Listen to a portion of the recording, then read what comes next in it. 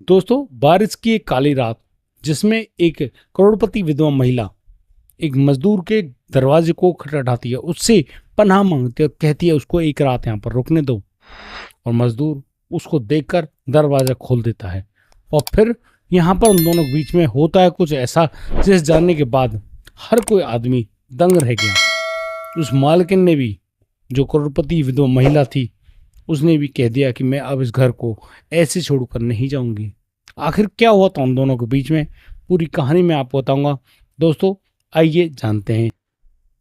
नमस्कार दोस्तों, मैं स्वागत करता हूं आपका हमारे इस यूट्यूब चैनल में जिसका नाम है रिश्तों की दास्तां, जहां पर हम जानते हैं हम रिश्तों को किस तरह से शुरू कर सकते हैं और कैसे उनको संभाल कर रख सकते हैं।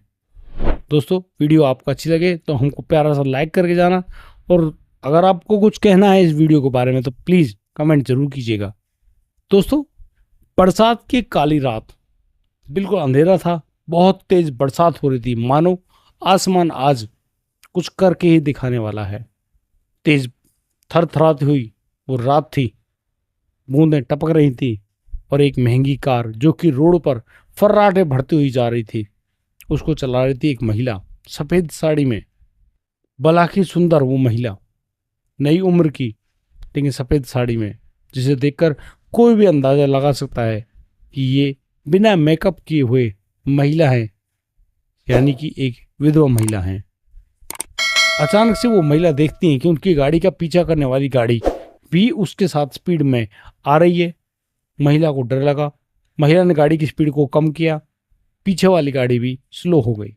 तभी महिला अपने आगे देखती है कि राइट साइड में एक टर्न है, वो सीधे उसी टर्न पर अपनी गाड़ी को उतार देती है।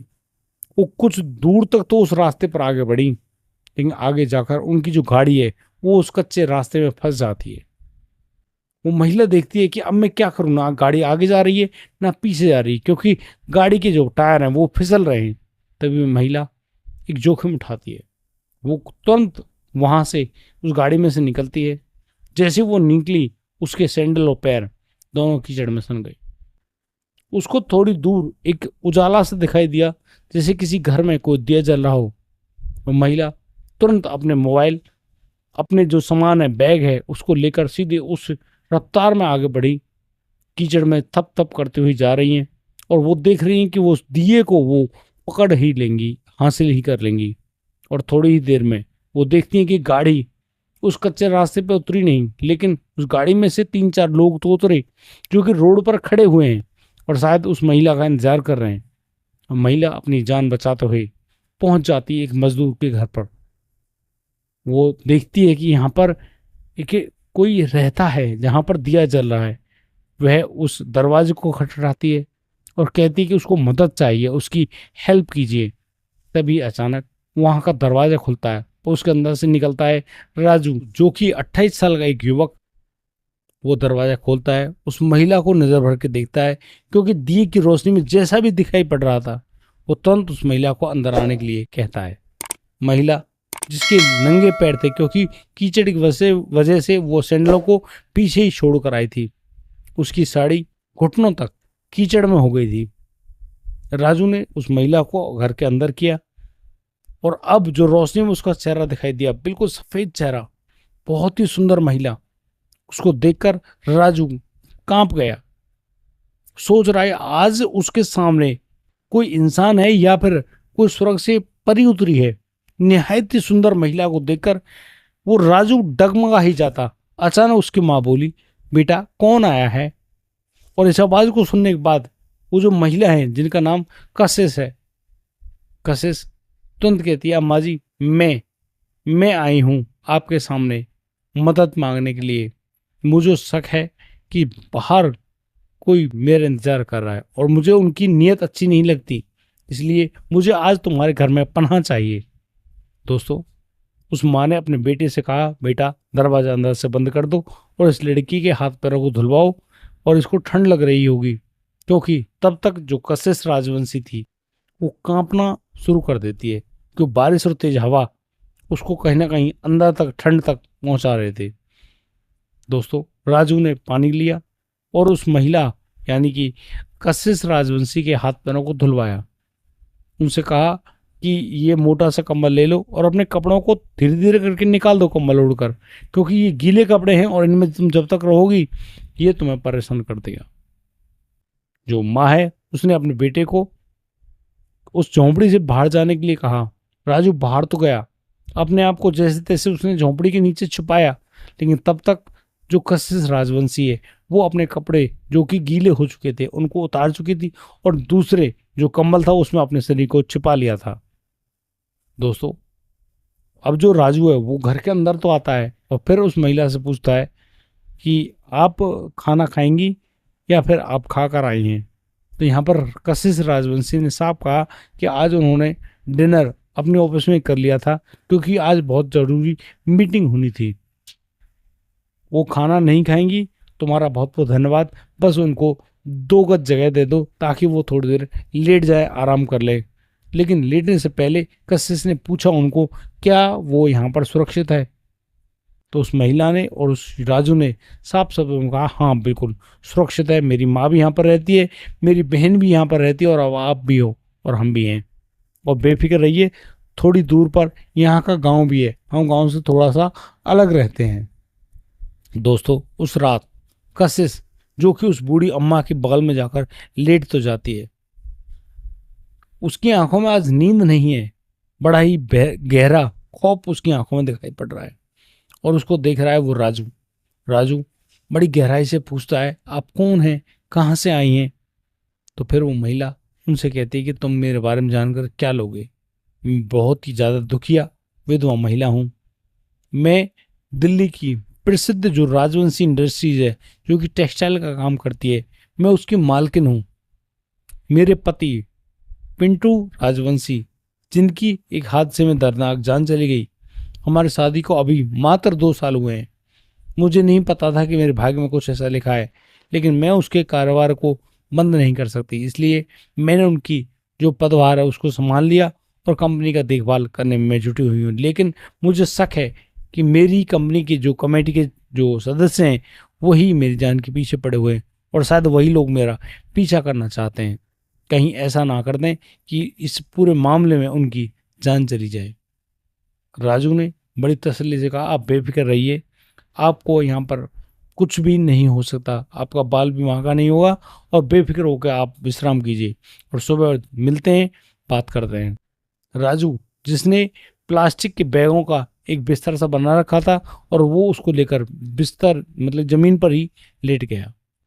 कशिश राजवंशी पूरी रात सोई या फिर जागी ये तो मैं नहीं कह सकता, लेकिन उसने उस जगह पर इस चीज़ को महसूस किया कि जिन लोगों को वो अपना समझती है वो लोग आज उनको उनकी जान के पीछे पड़े हुए हैं, लेकिन जिन लोगों को वो जानती तक नहीं उन्होंने इतनी खूबसूरत पनाह दी है, उनकी ज़िंदगी को बचाया है, वो कितनी भाग्यशाली है।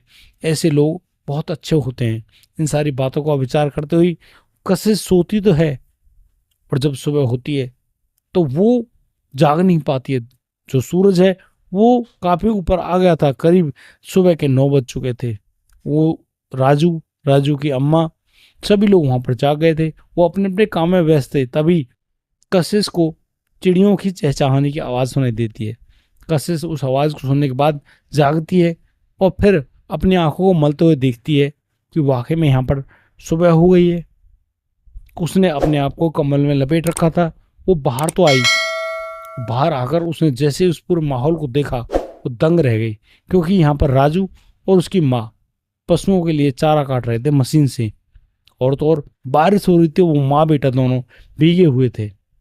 और जैसे उन्होंने कशिश को देखा वो तुरंत भागकर कशिश के पास आया, उनसे कहा आप बाहर मत निकलिए, आपके कपड़े अभी सूखे नहीं है, आप अंदर ही रहिए और हम लोग आपके चाय पानी का इंतजाम करते हैं।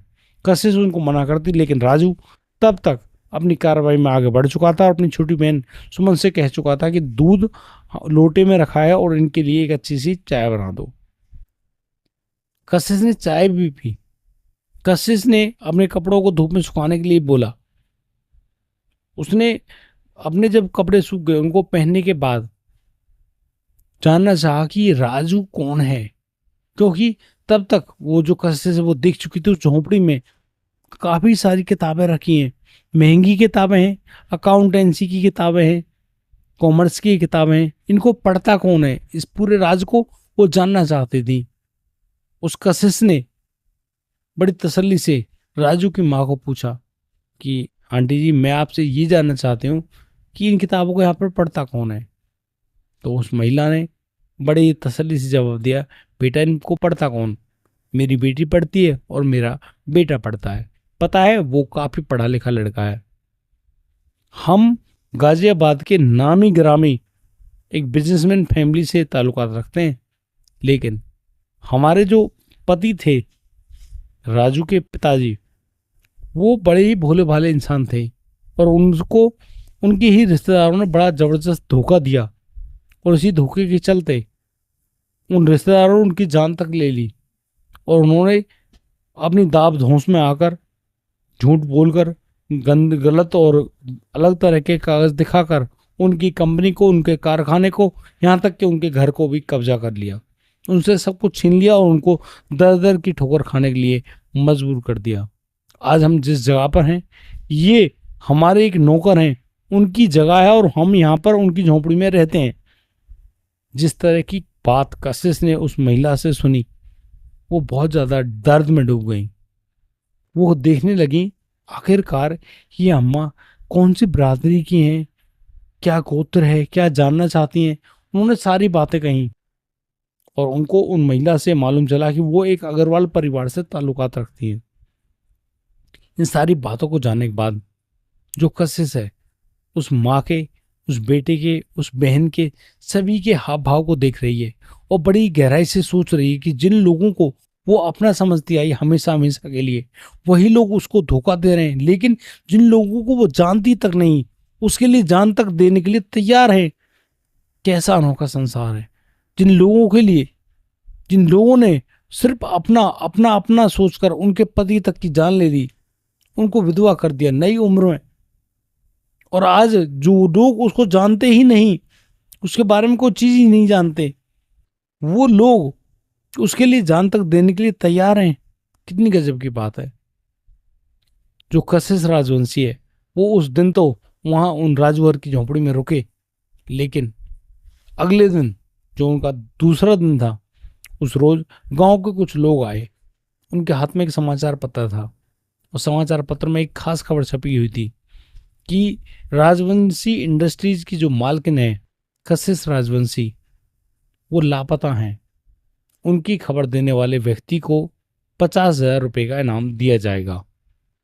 इस सारी खबर को लेकर वो गांव के लोग आए तो उन्होंने उस राजू को और राजू के घर में जो रह रही नई महिला हैं उनको देखा और फिर फोटो से उस महिला के चेहरे को मिलाने लगे और फिर वो राजी होते हुए बोले, अब तो हमको 50,000 रुपये जरूर मिल जाएंगे। तभी राजकुमार ने, जो कि राजू हैं, उन्होंने चिल्लाकर उन गांव वालों से कहा कि नहीं नहीं, ऐसा मत कीजिए, ये महिला, इनकी जान लेना कोई चाहता था, ये हमारे यहाँ पर पनाह लेकर आई हैं और मैं ऐसा आप लोगों को नहीं करने दूंगा और ना ही मुझे पैसों की जरूरत है, लेकिन आप प्लीज इनको यहाँ से मत निकालिए, अन्यथा कुछ अनर्थ हो जाएगा।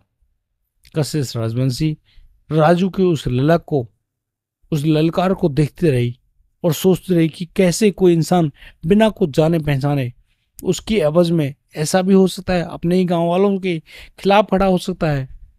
कशिश राजवंशी की आंखों में आंसू आ गए, लेकिन इन आंसुओं को जब राजू ने पढ़ा तो उन्होंने कहा कि नहीं, आपको ऐसा कुछ करने की जरूरत नहीं है, आप घर के अंदर जाइए, जो होगा वो देख लेंगे। गांव वालों को उन्होंने ढंग से समझाया और कहा कि ये देखो, बाहर उनकी उधर गाड़ी खड़ी है और ये ऐसे ऐसे आई हैं, ऐसी परिस्थिति थी। तो सभी गांव वाले समझ गए और फिर सभी गांव वाले उस कशिश राजवंशी की मदद में आ खड़े हुए और उन्होंने कह दिया कि आप बेफिक्र रहिए, आप तसल्ली से अपना घर, अपना गांव समझिए और आपसे कोई भी कुछ भी नहीं कह सकता, क्योंकि अब हम आपकी सुरक्षा में आ डटे हैं। गांव के करीब जो 5-6 लड़के थे, जो हट्टे कट्टे नौजवान थे, वो हाथों में लाठी लेकर उस घर के चारों तरफ तैनात हो गए ताकि कोई बाहर का व्यक्ति वहां पर आ ना सके। लेकिन जो कशिश राजवंशी है, वो शायद इंतजार कर रही थी उस रास्ते का सूखने का। करीब 4 दिन वो वहां पर रुकी और फिर उन लोगों की मदद से उसने अपनी गाड़ी को उस कीचड़ से निकलवाया और फिर अपनी गाड़ी को लेकर वो रवाना हो गई अपनी घर के लिए।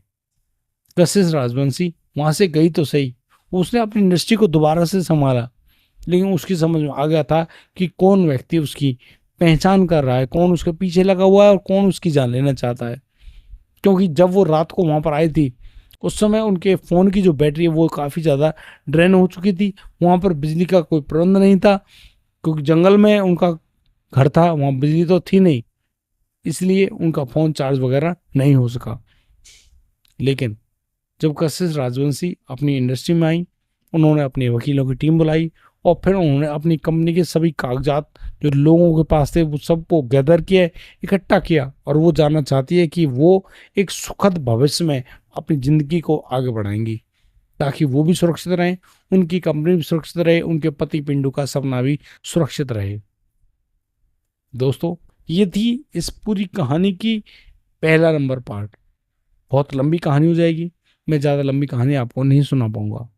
इस कहानी का दूसरा पार्ट मैं कल लेकर आऊँगा, और मैं आपसे कहना चाहता हूँ कि इस कहानी को अंत तक जरूर देखिएगा, क्योंकि इस कहानी में कुछ ऐसे राज भी ओपन होने वाले हैं जो कि न केवल आपको चौंकाएंगे बल्कि सोचने के लिए मजबूर कर देंगे कि आज के समय के रिश्ते कितने खतरनाक भी हो सकते हैं। दोस्तों, अभी के लिए सिर्फ इतना ही, लेकिन इस कहानी के अगले पार्ट के आने का बखूबी इंतजार कीजिएगा। कहानी बहुत अच्छी और इंटरेस्टिंग होने वाली है। तब तक के लिए आप बढ़िया रहें, बेहतर रहें, और हमारे चैनल पर और भी जो वीडियोज़ हैं उनको देखते रहें। राधे राधे, जय श्री कृष्ण।